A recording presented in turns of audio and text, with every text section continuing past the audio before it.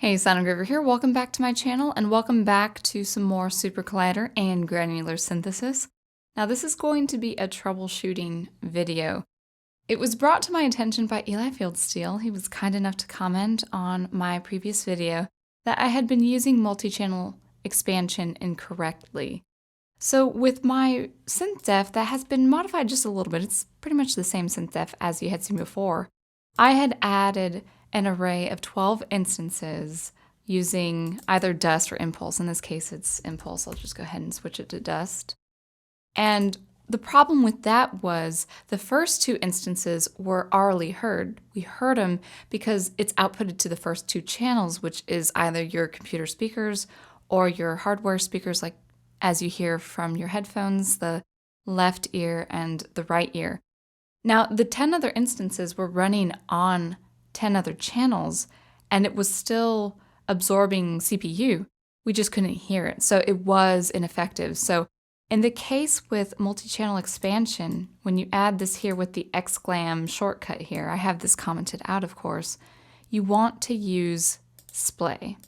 He suggested using splay. So all those instances, whether it's 8, 12, 38, 60, whatever the case may be, all those instances will be distributed in the stereophonic space. Now first, let's hear this without. Let's hear it without any multi-channel expansion. So as you can see, I have the same syntax without that XGlam 12, without the use of multi-channel expansion, meaning you should only hear two outputs, which you would hear anyway, but it doesn't exceed two outputs. So let's go ahead and get started. We'll evaluate this. You can see that I've been troubleshooting before this video, and I also have the group set up for my reverb. So this is without multi-channel expansion.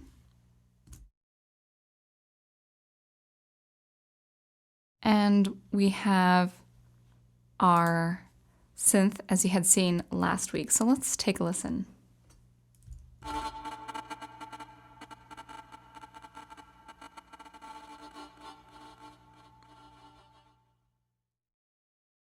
And we'll hear one more instance.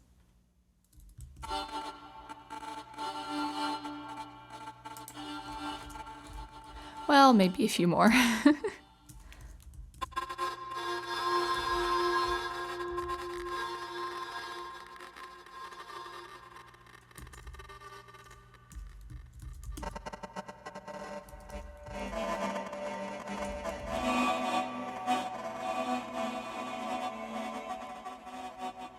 So it sounds pretty cool, but what you're hearing effectively is a hard left and a hard right. And I believe the crossover between the grains going, from, it could be sporadic, like 12 instances per second or 3.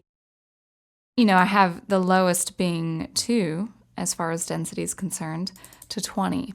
And then you're hearing a bit of crossover. I'm actually not quite sure how that's working. I think it has to do with the envelope buffer, but that will be troubleshooting in the future.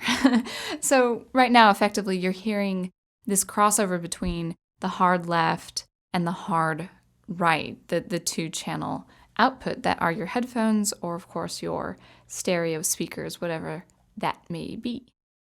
Now, we're going to apply multi-channel expansion, and then we're going to comment this out, and we will include splay to our signal. And now you will hear 12 instances, all 12 instances. 12 instances of dust between a minimum value and a maximum value. And so we'll go ahead and evaluate this and use our same syntax here. I'm going to turn the volume down because I don't know what it's going to sound like.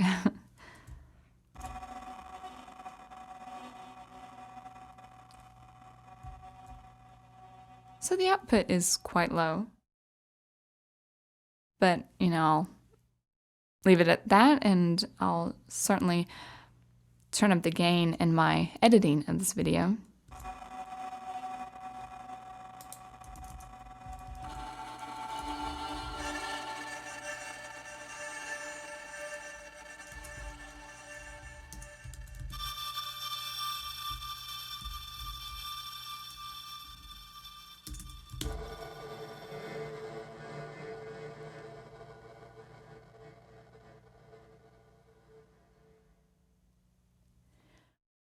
So now you're hearing it more centered. It's not that hard left, hard right. Now that's interesting colorly, as far as tonal color. This can be very interesting, although I do prefer right now for effect that hard crossing over between the hard left and the hard right. And so until I find a way to include multi-channel expansion in a quite colorful way, a beautiful, beautiful complexity and all that, I probably will stick with some code like this, where we aren't including multi-channel expansion here. So until I know more, until I explore more, I do like this going over between left and right. So let's try, we've been doing dust, I believe. Let's try impulse. And we'll try our minimum being, I don't know, let's do 3 and 30. And what's happening here with the freak control is that in the course of a second, it's cycling through the course of a second using this LF noise, this linear noise generator trigger. It's going to go over the course of a second, morphing into something of more density, greater density, or less density, as we can see with our granular key here. So let's see what this sounds like. I'm going to turn my volume all the way low.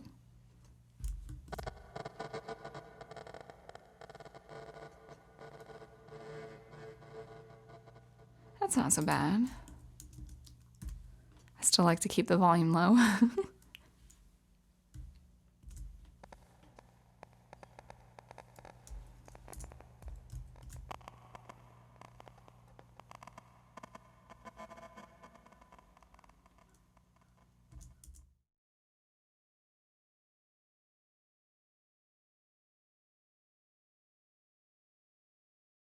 I think I evaluated this, and it should be impulse. It just, to my ears, it doesn't sound like impulse, but that's okay. It probably has to do with the grain, duration control, and all of that. I just do want to make sure that we're not doing splay. So it looks like all that is commented out. Let's just go between 10 and 12. All right, that makes more sense. I definitely like that.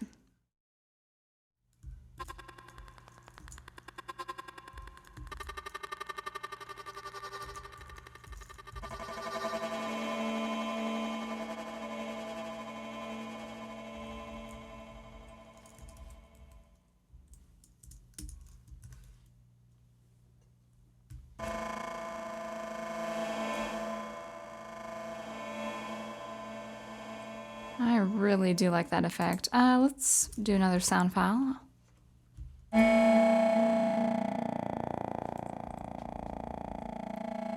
Yeah, that's quite nice.